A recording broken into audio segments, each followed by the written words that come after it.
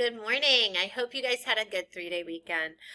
So this week I'm excited. We get to start our next novel, and our next novel is Hatchet by Gary Paulsen. I have both the audio book and I have the PDF book for us to use, whichever way you prefer.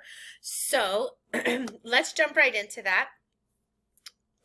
Each day we're going to read approximately 3 chapters. You need to go to Weekly Slides to see exactly how much we reread, and then we're going to answer questions on a slideshow. Now, these questions need to be answered in race format, so please make sure you're racing these answers, and then at the end, we're going to compile them in order to put together an essay.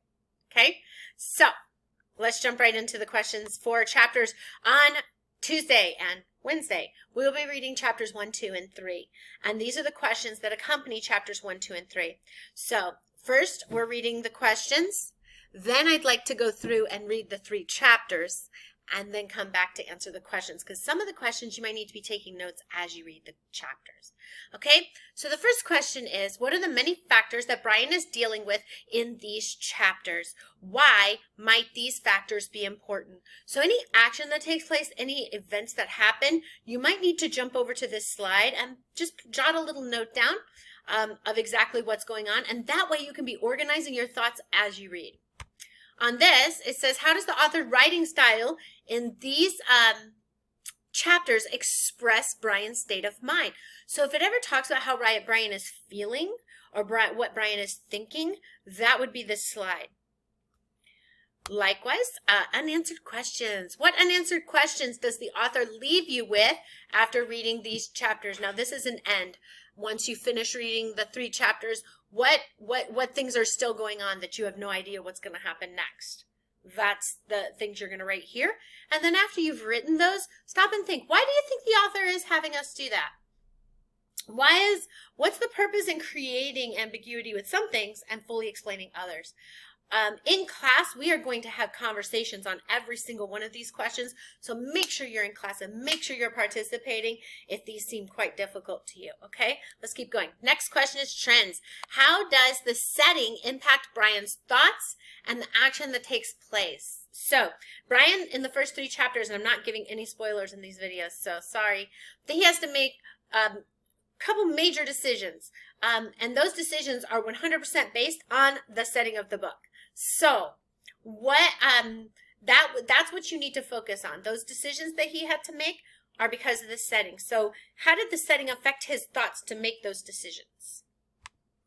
And then last is big idea. What name would you give this section? It shouldn't be this chapter, sorry. It should be these chapters. If these chapters were in their own category, what name would you give them and why? So the name, make sure you're racing. The name I would give these chapters is blank. There are 2 reasons why I would give you need at least 2 reasons, 2 things that have happened at least. And state and explain, and you are good to go. Okay? I hope this helps. Like I said, throughout the, as we read, we are going to be going through and we are going to be working on each question. We're going to be pausing. We're going to be going and taking notes and keeping up with it in class when we read together.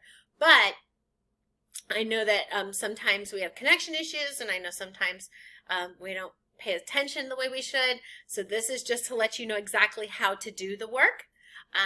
I hope you guys have a great day. If you need any help, always, I have tutoring from 2:30 to 4 on Wednesdays and Fridays. And this is the only video I'm going to do this week for English because it tells you exactly what to do.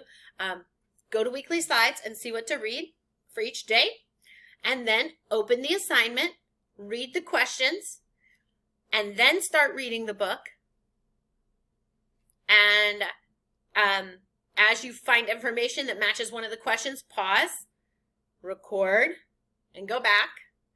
And then when you've done all of that, at the end, you're going to go do the unanswered question first, and then race every single one of the questions.